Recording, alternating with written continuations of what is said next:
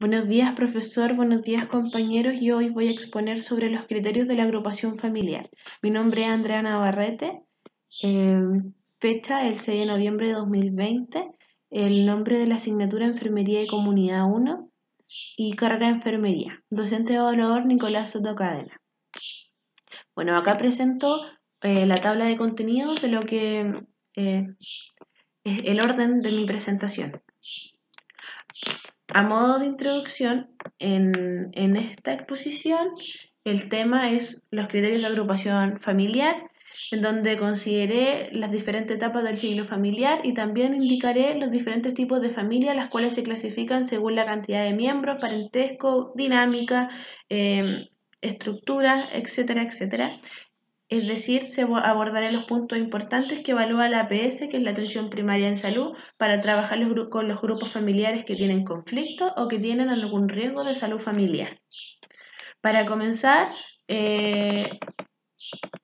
comenzaré con una definición de familia. Bueno, ¿qué es la familia? La familia es la unidad básica de la organización social y también la más accesible para efectuar intervenciones preventivas terapéuticas. La salud de la familia va más allá de las condiciones físicas y mentales de sus miembros.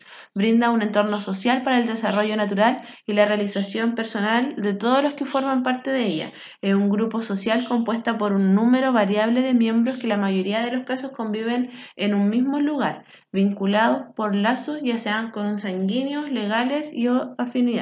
Esto es una definición de la OMS. Ahora voy a hacer algunas diferencias con las características de la familia funcional y la familia disfuncional. La familia funcional, cuando hablamos de funcional, son las familias que cumplen tareas y roles y aceptan y tienen asignados y claros cada miembro qué rol cumple y qué función también cumple. La familia funcional cubre la necesidad de la vida cotidiana. ¿Qué quiere decir esto? Quiere decir que cubre con lo que es el afecto, el respeto, la pertenencia, el compromiso entre los miembros del grupo familiar. ¿Cuándo deja de ser una familia funcional? Cuando en alguno de los miembros hay una sobrecarga de roles. Es decir, por ejemplo, una madre soltera, un adolescente. Aparte de ser madre, es adolescente. Entonces hay una sobrecarga de rol. En este caso, en su familia y a su hijo, sería no sería una familia funcional porque se ve sobrecargada con funciones. La familia disfuncional es la que no puede cubrir ciertas necesidades de la vida cotidiana, es decir, con los aspectos psicológicos y afectivos. Es decir, aquí por sí puede no existir respeto, puede existir sobreprotección, también es disfuncional porque creamos un daño a futuro, más adelante lo voy a explicar, ausencia de límites, peleas constantes, falta de respeto. Bueno, acá hablaré sobre los tipos de familia y los valores familiares que existen. La primera familia que aparece en la imagen es una familia nuclear o familias nucleares que está compuesta por los padres e hijos. Luego tenemos las familias monoparentales, que es un progenitor, es decir, una madre o un padre con sus hijos. Luego tenemos la tercera familia, las adoptivas, que es más que un acto jurídico, es un vínculo de parentesco estableciendo una relación de paternidad y maternidad con un niño. Otra familia que existe es la familia sin hijos. Bueno, es un núcleo familiar sin niños, ya sea por elección o por no poderlo conseguir por alguna razón. Estas personas pueden estar casadas, pueden estar solteras de pareja. Y por decisión o por alguna razón no quieren tener hijos. Las familias de padres separados es cuando las parejas se niegan a vivir juntas, ¿cierto? No son parejas, pero deben seguir cumpliendo el rol de padres, sin embargo, para poder no generar problemas a los niños.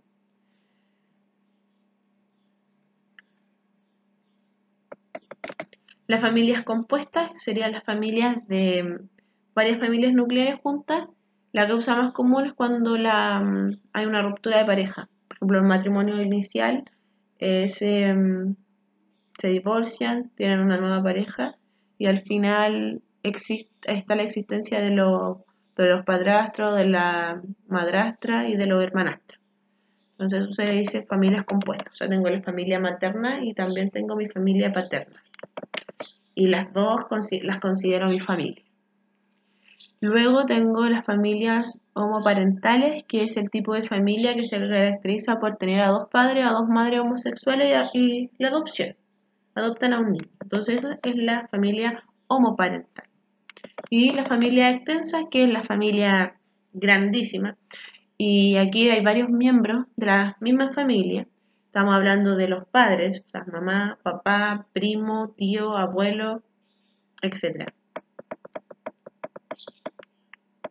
En cuanto a los valores y a las características también que debemos adquirir y debemos tener en nuestras familias son, primero, el respeto, después el compromiso, pertenencia, la gratitud, el perdón, la paciencia, la comunicación, las tradiciones, la humildad y la autoestima. Dentro de las etapas del ciclo vital familiar. La etapa del ciclo vital familiar. Bueno, son 7 etapas las que yo hablaré y voy a indicar los roles y algunas crisis que pueden ir ocurriendo en cada etapa. La primera etapa es la formación de la pareja. Acá hay una tarea y un rol que se debe cumplir, que es la independencia de la familia de origen, generar intimidad, identidad de la pareja, adaptarse a las tareas de hogar y establecer patrones de resolución de conflictos. Las crisis que podemos encontrar son que uno de ellos no retorna a la familia de origen constantemente, la decisión del momento y la preparación del matrimonio. Luego, la segunda etapa es el nacimiento y crianza. Bueno, aquí el rol que se cumple es la transición de la estructura diática a la triádica. Es decir, de dos ya hay que aceptar que ya no son dos, sino que son tres. Entonces, es una transición. La vinculación afectiva con los hijos, el cumplir con roles de crianza, la aceptación y adaptación del rol de los padres. Crisis que se pueden ocurrir acá. Cambio de identidad por parte de la madre o la sensación por parte del padre, una sensación de exclusión. La tercera etapa, la familia con hijo preescolar. Acá tenemos tareas que cumplir y la tarea es ayudar a la autonomía del niño, iniciar el proceso de la socialización y control, modelos de la identificación y roles sexuales. También existen crisis. El tiempo dedica a los hijos entra en conflicto por los temas laborales. Esto quiere decir que los padres, ¿cierto? Se encuentran en sus labores, laborando, y el tiempo se le hace muy corto y entra un tema en conflicto porque la preocupación y los problemas internos de encárgate tú, y, y eso trae peleas, las peleas consecuencias, y bueno, así se va desglosando el tema. Luego tenemos otra crisis también de aquí de los preescolares, es la planificación del número de hijos. Ahora la cuarta etapa son los hijos escolares. Y acá viene el apoyo del mundo extrafamiliar, es decir, los padres deben apoyar en el trabajo escolar y en el trabajo de que pueda ser socialmente activo, o sea, tener amigos. Ese es el mundo extrafamiliar. Y la crisis que pasa es que el niño está mucho tiempo fuera de la casa y también el rendimiento escolar se puede ver afectado. En la quinta etapa, la familia con los hijos adolescentes, el rol que se cumple es reconocer las prioridades del grupo de pares. Familia realiza ajustes que requiere el conocimiento de la pubertad y madurez sexual, apoya el desarrollo de la identidad personal de los hijos. Acá la crisis que pasan es que la aceptación del crecimiento biológico, especialmente el desarrollo sexual de los hijos. Sobre la identificación, también es importante dirigir la vida y realizar sueños no cumplidos por medio de los hijos. Ese es otro punto que está súper malo porque esta es parte de la crisis. Los padres tienden a ver en los hijos lo que ellos no pudieron ser y eso es un daño grande que le puede hacer a un adolescente porque se supone que para mantener una comunicación y mantener un cierto grado de confianza y control de esa persona, porque la etapa adolescente es como una etapa difícil. Lo que menos es recomendado hacer es intentar dirigirles la vida.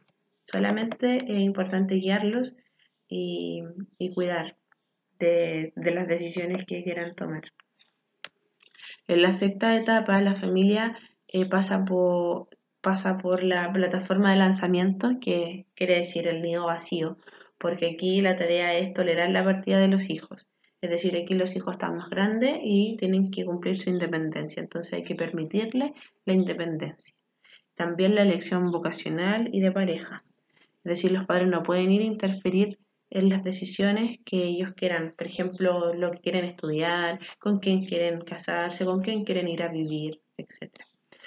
Las crisis que se pasan es la mala tolerancia a la partida de los hijos y existen presiones e impedimentos. O cuando se va el hijo menor, que es el último que se va del hogar, por lo general, y abandona el hogar de origen. También es otra crisis por lo que pasan estas personas. La etapa 7 es la etapa postparental. Y aquí el rol que se cumple es el vitalizar la vida de pareja, asumir el rol de abuelas, enfrentamiento de cambios biológicos propios de la involución y el enfrentamiento a las partidas y soledad y también la muerte de la pareja. Las crisis que puedan pasar acá es la jubilación, lo que implica una pérdida económica y social. Pero también otra crisis es la espera o la muerte de uno de los cónyuges.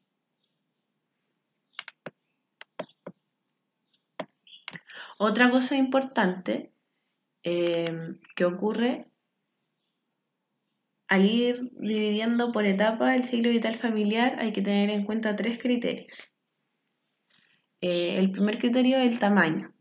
¿Qué quiere decir el tamaño? Quiere decir que los cambios de tamaño, ya sea por nacimiento, salida o muerte. O sea, cuando aumenta de tamaño, estamos hablando de los nacimientos.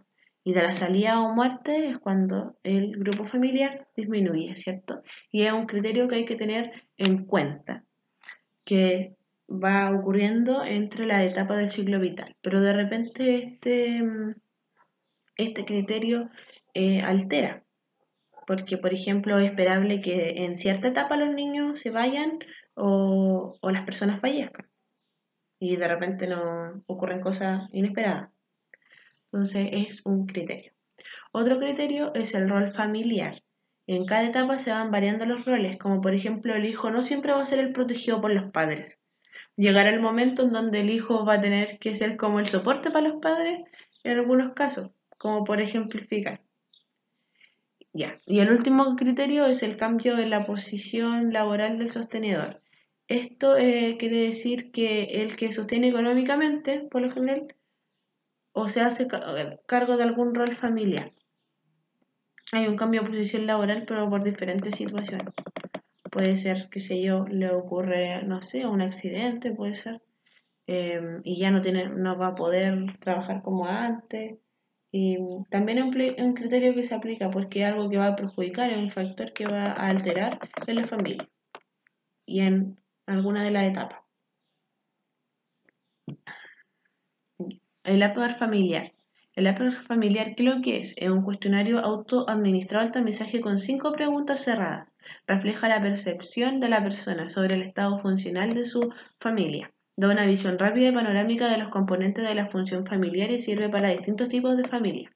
Bueno, la primera letra quiere decir la adaptabilidad. ¿Qué es lo que es la adaptabilidad? Es capacidad de utilizar recursos intra y extrafamiliares para resolver problemas o situaciones de crisis. O sea, esta familia se adapta a los recursos para poder resolver, ¿cierto?, los conflictos y las crisis.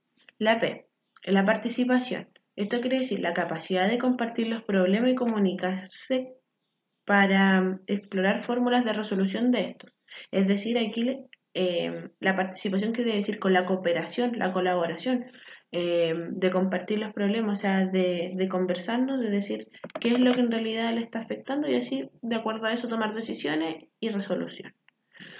Luego tenemos lo que es el desarrollo o gradiente del crecimiento, que es la capacidad de apoyar y asesorar en las distintas etapas del ciclo vital familiar, permitiendo la individuación y separación de los miembros de la familia.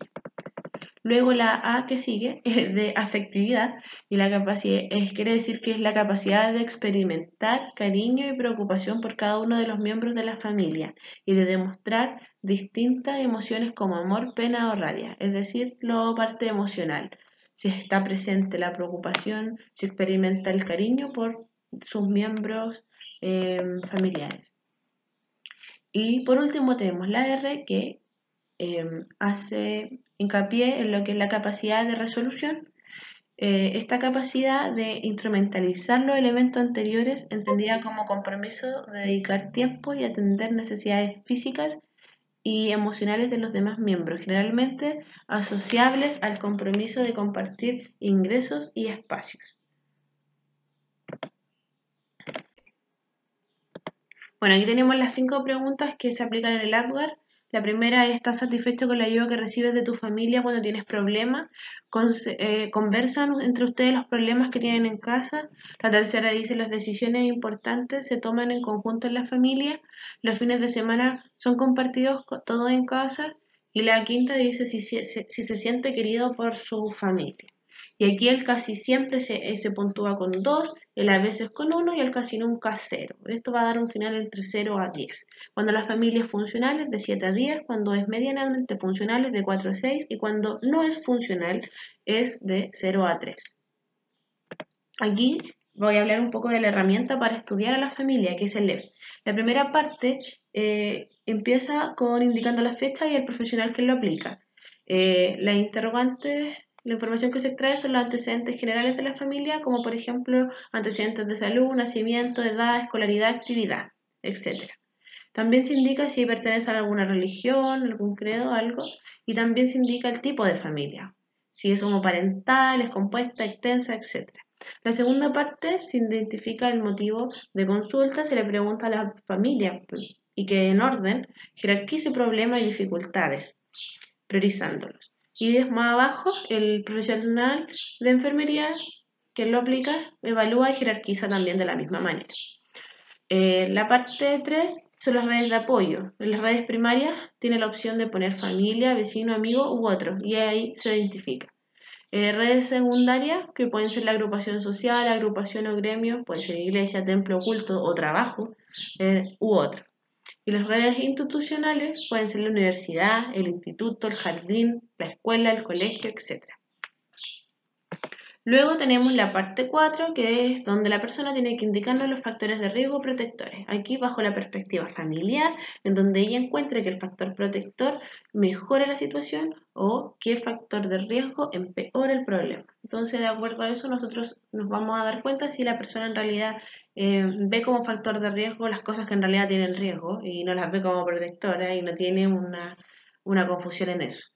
Luego también se les pregunta por la existencia de los estresores para ver el impacto que tengan en el problema. Y la quinta parte es hacer estas 3 preguntas, es el consultar a la familia si está dispuesto a realizar los cambios, si no quizás, si está dispuesto a realizar algunas acciones y si, qué tipo de ayuda espera obtener del equipo CESFAM, también se le pregunta.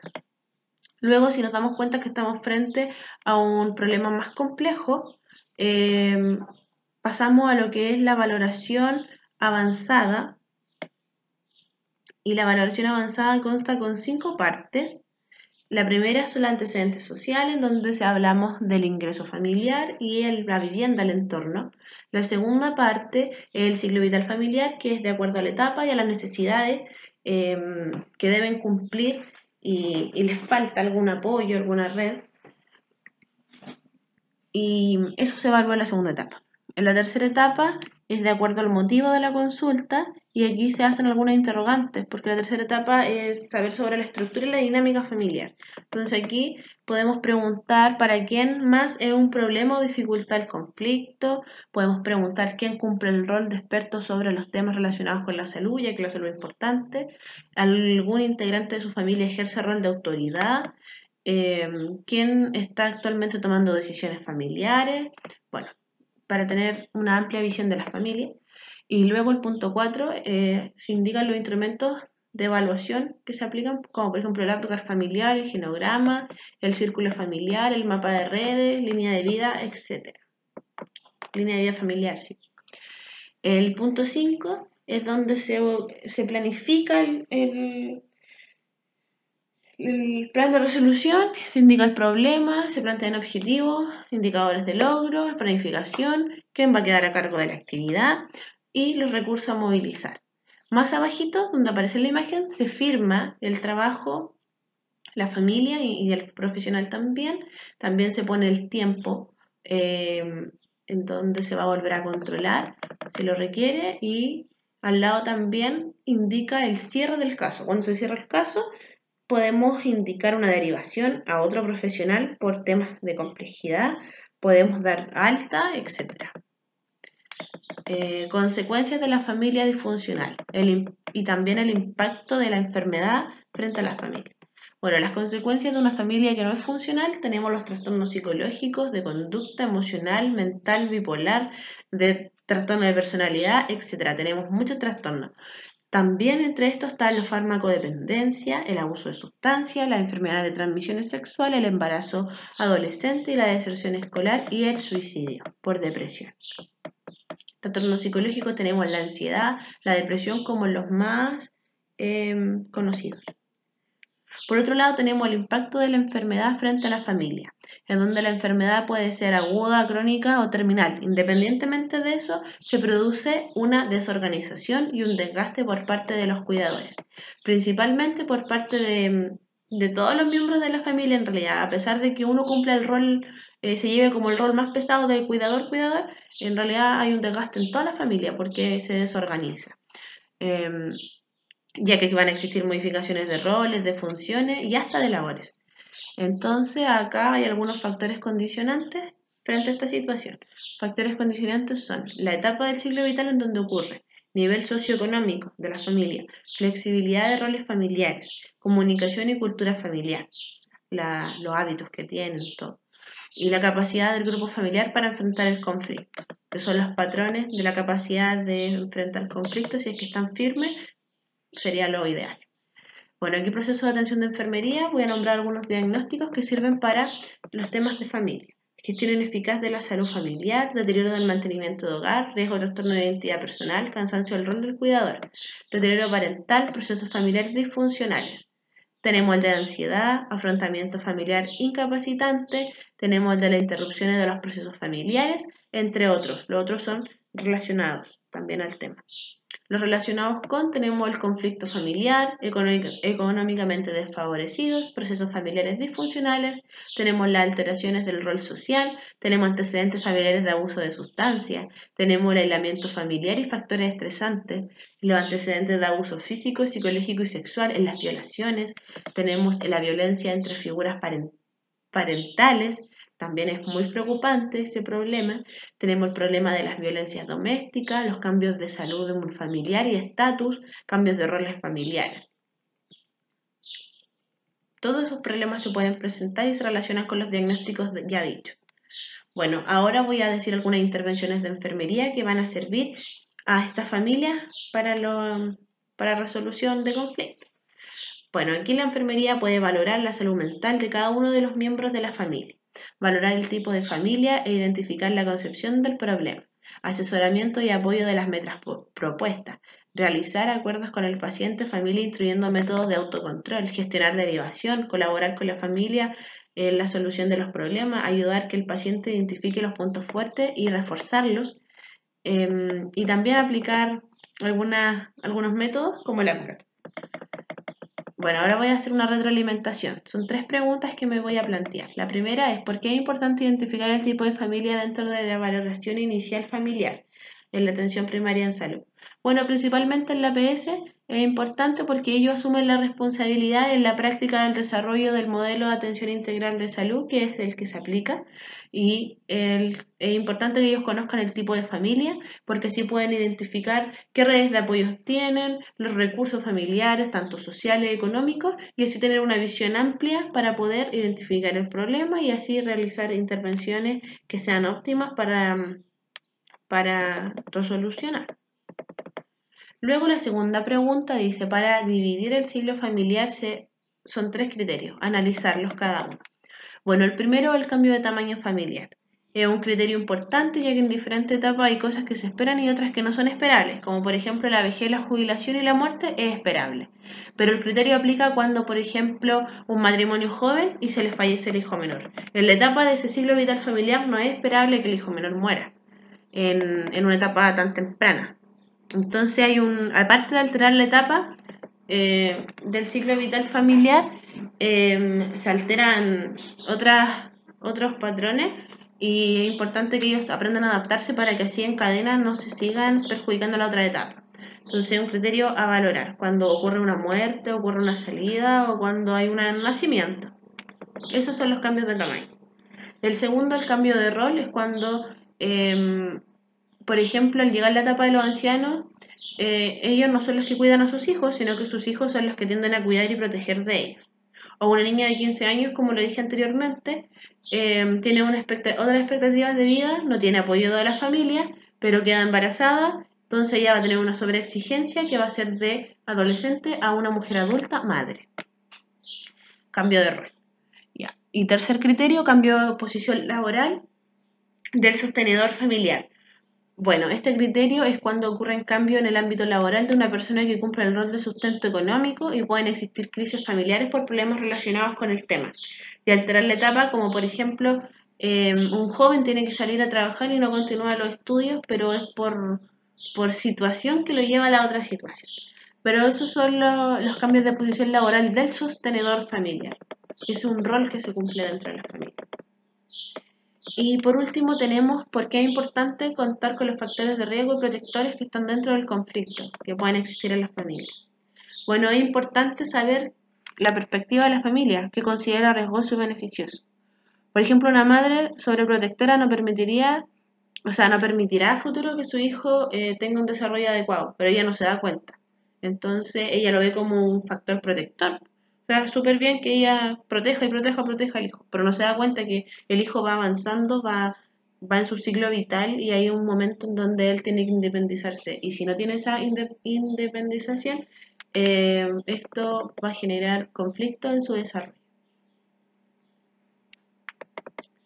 A modo de conclusión, entender que considerar la familia como un sistema nos damos cuenta que funciona como la unidad de análisis, ya que a través de las interacciones que generan entre sus miembros, la dependencia mutua que existe, los factores influyen de uno de sus miembros afectan a los demás, ya sea mayor o en menor grado. También es importante destacar que el estado de salud de un miembro de la familia y su reacción frente a la enfermedad influyen en los mecanismos físicos y psicológicos. La enfermedad, la discapacidad y las situaciones como el desempleo pueden alterar el equilibrio del grupo y afectar la salud mental y física de los miembros de la familia.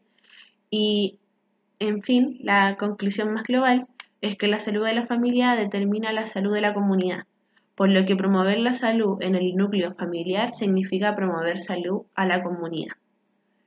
Muchas gracias por su atención.